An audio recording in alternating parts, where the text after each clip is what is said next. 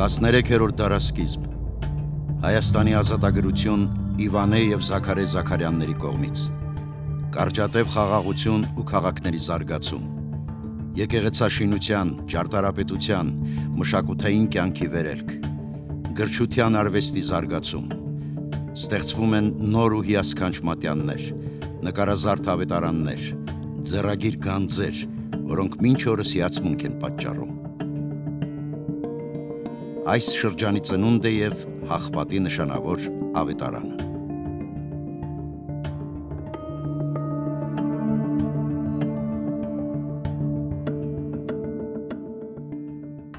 Գրեցավ սայի թագավորությանն հայոց արևմտյան կողման Լևոնի Քրիստոսասեր և հաղթող թագավորի և մերոց կողմանացս և վրաց Գեորգյա թագավորի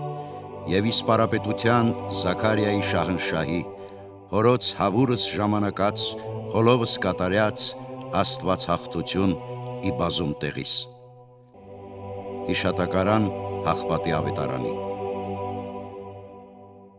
Հաղպատ, Անի, Գետաշեն, Էջմիածին և Երևան Հայկական շատ նշանավոր ձեռագրերի նման Հաղպատի ավետարանը երկար ու չարչարանած ճանապարհ է անցել Ստեղծվել է Հաղպատի վանքում, նկարազարդվել Անիում, հայտնվել Արցախում, որտեղից էլ 1920-ական թվականներին Գարեգին եպիսկոպոս Հովսեփյանը տեղափոխել է Էջմիածին Այսօր ավետարանը ցուցադրվում է Մաշտոցի անվան մատենադարանում և ներկայացնում հայ ձեռագրական արվեստի յուրահատուկ մի էջ Մարգարե Ծաղկողի անունով Գրվել է 1211 թվականին Անեցի Սահակ քահանայի պատվերով, որը հիշատակարանում նշում է, որ ինքը ազգով և տոհմով անեցի էր, այսինքն հին քաղաքաբնակ և նա սովորել է Հաղպատի վանքում, հենց այնտեղ էլ գրել է տվել ձեռագիրը և գրչության վայրի անունից այս ձեռագիրը կոչվում է Հաղպատի ավետարան Սակայն այս ձեռագրի ամենակարևոր առանձնահատկությունը նրա մանրանկարչությունն է, որը կատարվել է Անի քաղաքում Այսինքն Հաղպատում գրել տալուց հետո Սահակը բերել է ձեռագիրը Անի, այստեղ Բեխենց վանքում, որը նշանավոր Տիգրան Հոնենցի հովանավորության ներքո գտնվող մի վանք էր, այնտեղ կատարվել է ձեռագրի նկարազարդումը նկարիչ Մարգարեի ձեռքով, որից հետո տարվել է ձեռագիրը Հոռոմոսի վանք, որը Անի մերձակա նշանավոր վանքերից մեկն էր, այնտեղ ձեռագիրը կազմվել է և տարվել է Անի նորից ստացողներին, որից հետո նրանք այդ ձեռագիրը նվիրել են Աջոառիճի վանքին և հիշատակարանում գրում են, որ Աջոառիճի վանքում իրենք կառուցել են մի եկեղեցի, իրենց տոհմական եկեղեցին և այդ ձեռագիրը դրվել է տոհմական եկեղեցում Ձեռագրի ստեղծման թվականը հուշում է, որ Մարգարեն ապրել ու ստեղծագործել է 12-րդ դարավերջից մինչև 13-րդ դարի կեսերը Իր ժամանակին թերևս բավական հայտնի մանրանկարիչ եղել Նրա մասին առաջին տեղեկությունը մեզ չհասած մեկ այլ ձեռագրի պատառիկում է Ըստ ձեռագրի նորոգման հիշատակարանի 1209 թվականին Մարգարեն Հառիճի վանքում կազմել, ենթադրվում է նաև ծաղկել է ավետարան Մանրանկարչի մասին վերջին հիշատակությունը Անիի մերձակա Բագնայրի վանքի 1215 թվականի վիմագիր արձանագրությունն է Տեր Աստված ողորմյա Մարգարեին, ամեն Այս ձևակերպումը նույնությամբ կրկնում է Հաղպատի ավետարանի հիշատակարանում եղածը և ըստ ձեռագրի ուսումնասիրող Կարեն Մաթևոսյանի կասկած չկա, որ վիմագիր վարպետը Մարգարեն է Մանրանկարչի կենսագրության այլ մանրամասներ չկան Պատկերների բնույթն ու տրամադրությունը վկայում են, որ Մարգարեն ապրել է Սելջուկյան բռնապետությունից ազատագրման և կարճատև խաղաղության շրջանում Մի դարաշրջան, երբ զարգանում էր քաղաքային կյանքը, վերելք էր ապրում միջնադարյան մշակույթը Այս ձեռագիրը հետաքրքիր է առաջին հերթին իր մանրանկարների աշխարհիկ շնչով Որովհետև ընդհանրապես մենք գիտենք, որ միջնադարյան արվեստը կանոնական արվեստ է, խիստ պատկերագրական սկզբունքներ գոյություն ունեին, որոնք չէր կարելի փոփոխել Եվ ահա մենք տեսնում ենք Հաղպատի ավետարանի մեջ նկարչի շատ ազատ մոտեցումը պատկերագրական այդ ընդունված սկզբունքներին ապագայի նկատմամբ հավատ, լավատեսություն, բարեկեցիկ կյանքի պատկերներ, լուսավոր գույներ, իրականությանը մոտ լինելու ձգտում, բացառիկ դիտողականություն ու քաղաքային իրականության ճանաչողություն։ Աղբատի ավետարանի պատկերազարդումը ընդհանրացած ձևերից զատ, յուր մի քանի անհատական կենցաղական մանրանկարներով, ժամանակակից անիի քաղաքացու, հոգևորականի, բարձր և ստորին խավերի, երկու սեռի ներկայացուցիչների տարազներով, հայ արվեստի և մշակույթի պատմության համար թանկագին արժեք է բերում, գրում է հայ մշակույթի պատմության ուսումնասիրող, ավելի ուշ Մեծի տան Կիլիկիո կաթողիկոս Գարեգին Հովսեփյանը։ Մարգարե ծաղկողի վարպետությունն ու յուրօրինակությունն արտահայտվել են ձեռագրի 10 հիասքանչ խորանների,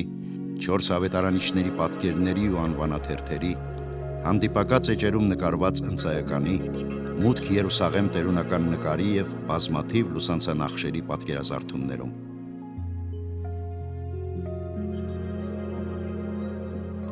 Եռասյուն խորաններն ունեն երկուական լուսանցազարդ, երկրաչափական, բուսական ու կենդանական զարդանախշերով հարդարված գլխազարդեր։ Ավանդական խորանները բացառիկ նորույթ ունեն։ Հանդիպակաց էջերի լուսանցքներում նկարված են 5 խոշոր մարդկային կերպարներ, որոնց առկայությամբ իրական աշխարհն ու մարդիկ զուգահեռվում են ավետարանական պատմությանը, կապ ստեղծում ձեռագրի ստեղծման ու բովանդակության ժամանակների միջև։ Սա իհարկե շատ զարմանալի կլիներ, եթե պատկերված չլիներ անիում, բայց քանի որ անիում է, որտեղ մենք գիտենք, որ աշխարհիկ կյանքը բավական մեծ առաջընթաց ուներ, հետևաբար հասկանում ենք, որ երկու գործոն հիմնական են, մեկը մարգարեի տաղանդը եւ երկրորդը միջավայրը, որը թույլ է տալիս նկարչին գործելու բավական ազատ եւ քաղաքային կյանքի այդ դրվագները ներմուծել մանրանկարի մեջ։ Վառ տաք գույներ, խորհրդանշական զարդանախշեր և իրական կերպարներ, անհոգ և ուրախ մարդիկ, հյուրասիրություն ու կյանքի տոն, զարմանալի մանրամասներ, ճոխ հագուստներ, շքեղ ասեղնագործ նախշեր, բազմագույն ծառեր ու պտուղներ, կյանքի զվարթ ու կենդանի պատկերներ։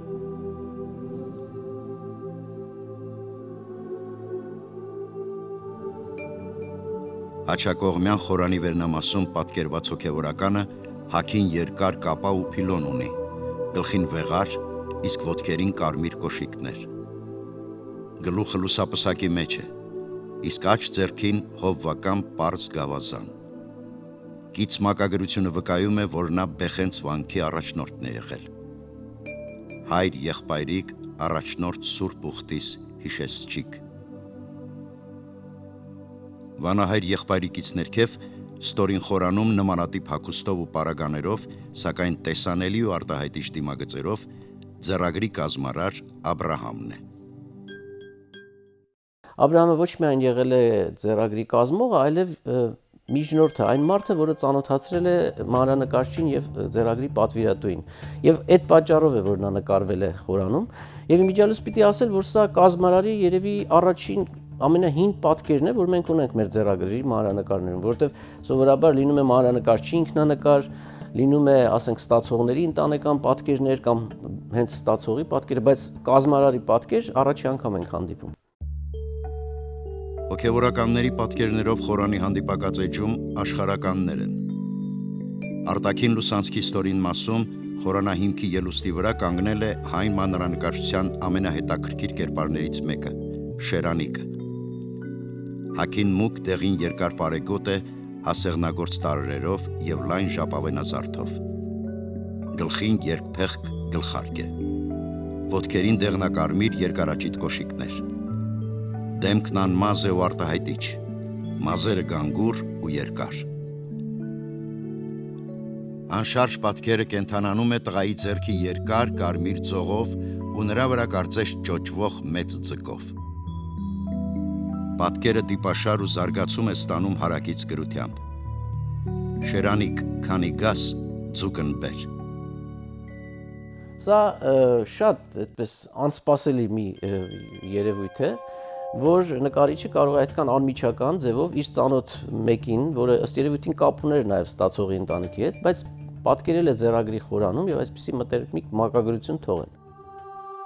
Խորանի վերին մասում էջի յուրահատուկ դիպաշարը շարունակվում է մատրվակ պատանու պատկերով։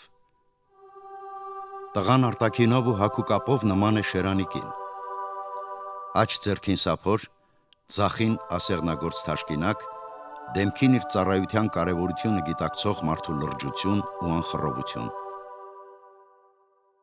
Աշխարհիկ կյանքի շունչը շարունակվում է մյուս խորանների բուսական ու կենդանական պատկերներով։ Վիշապով փաթաթված կանաչ ծառ եւ թռչնամարմին հուշապարիկ սրածայր գլխարկով մի կողմում, իսկ մյուս կողմում եռոտանի աշտանակ վառվող կերոնով եւ բուրվար։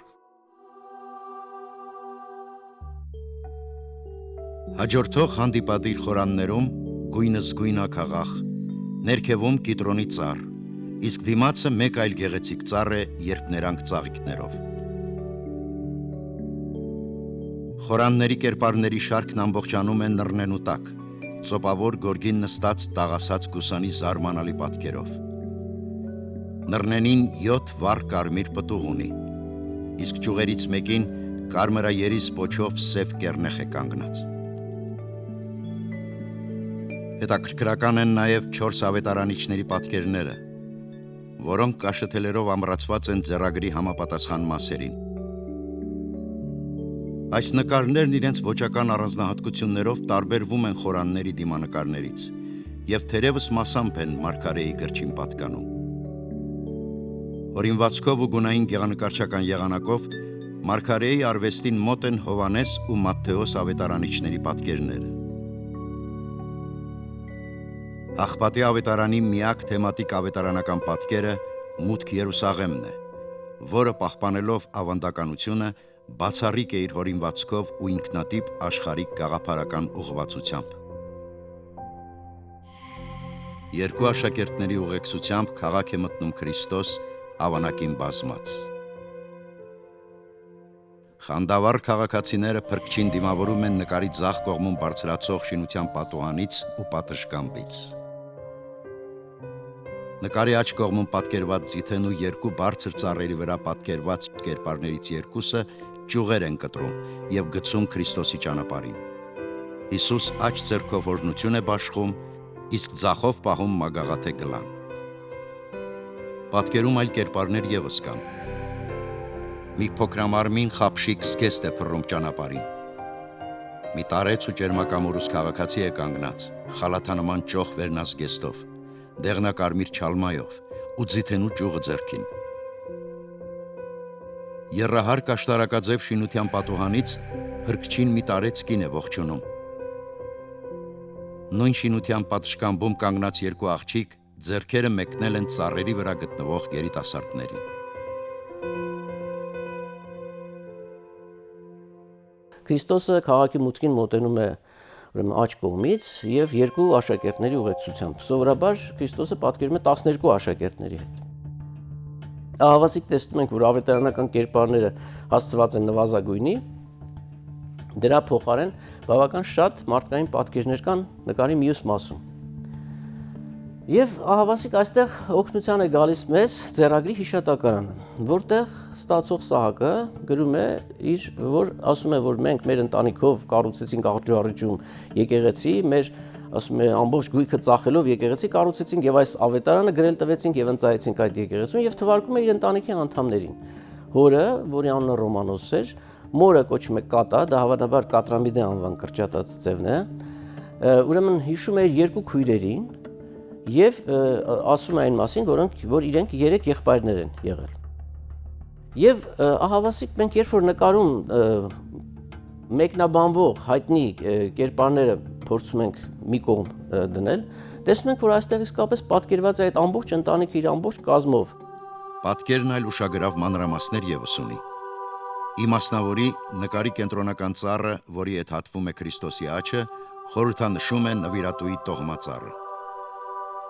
Այս խորհրդաբանության մասին է վկայում նաև ծառի բնի միջնամասում պատկերված կերպարը, որն ըստ մանրանկարչության ուսումնասիրող Տատյանա Իզմայլովայի նախամոր հնագույն կերպարի վերապրուկ է։ Ըստ էության Մարգարեն այդ պահպանիչ խորհրդանիշ որպես օգտագործել է այդ կերպարը նաև մուտք Երուսաղեմ նկարում կենտրոնական ծառի բնի վրա, ընդ որում զարմանալի ձևով ինքը ռեալիստ նկարիչ է, որովհետև շատ ամեն ինչ իրատեսորեն է տեսնում, բայց այս կերպարի դեմքը երևացնելու համար նա ծառի բունը կարծես երկու մասի է բաժանել, որպեսզի արանքից երևա այս կերպարի դեմքը։ Եվ նա երկու ուրեմն ճյուղեր ունի ձեռքերին, որոնցից մեկը հատվում է Քրիստոսի օրհնող աջի հետ։ Եվ նաև շատ կարևոր է այս մանրանկարում ընդգծել, որ նկարիչը հանդես է բերում կոմպոզիցիայի արտակարգ զգացողություն։ Այսինքն, երբ որ մենք ուշադիր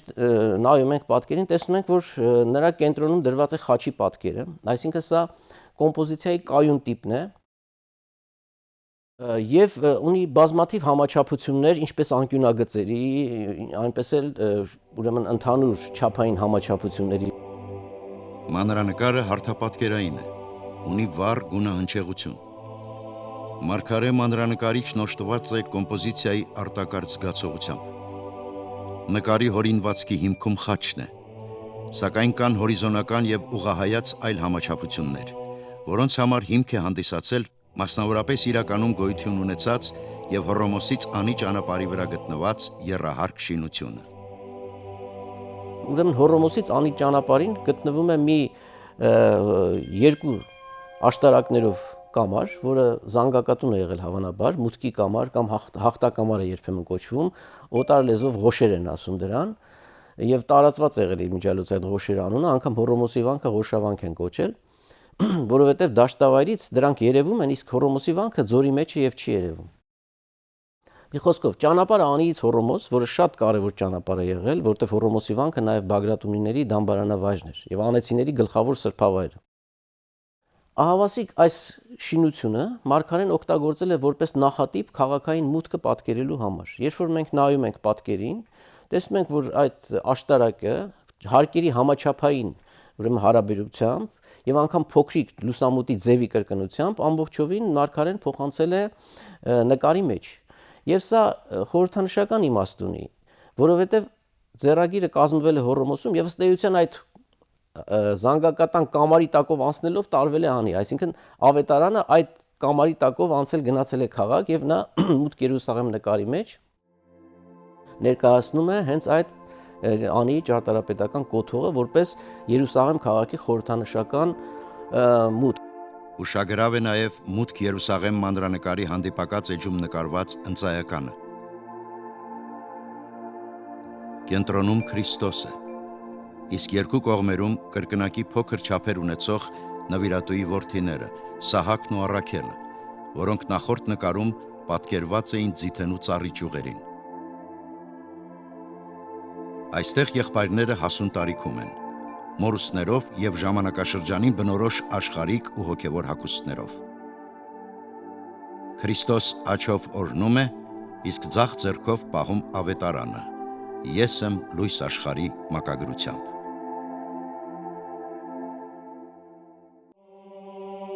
Բոլոր կերպարներում ակնհայտ թե ենթատեքստային, բոլոր իրադրություններում էլ նկարիչը հայեցակետ է ունեցել քաղաքային աշխարհիկ կյանքի առօրյան։ Եվ այս առօրյայի մեջ նա տեսել ու վերարտացոլել է մարդկային անանց ջերմություն։ Իր հերոսների արտնին գործողությունների եւ զբաղմունքի, նրանց սովորական թե հանդիսավոր փոխհարաբերությունների մեջ դրել է սեր ու վստահություն։ Մի առանձին հոգացությամբ նկարիչը ներքին հուզումնալից կապ է ստեղծել մարդկանց ու շրջապատի միջև։ Գրում է Մարգարեի արվեստի ուսումնասիրող Վիլհելմ Մաթեոսյանը։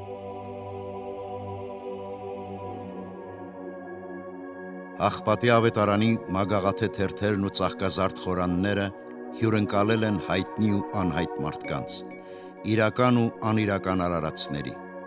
Մանրանկարչի վարպետության շնորհիվ կարծես լսելի է քաղաքամայրանի աշխույժ եռուզեռը, երգն ու տաղը, եկեղեցիների զանգերի ղողանջը, քաղաքացիների տներից հորդացող ուրախ ծիծաղը եւ Բեխենց վանքի բակում աշխատող բազմաշնորհ ծաղկող Մարգարեի ուրախ խոսքը։ Շերանիկ, քանի գաս, ձուկն բեր։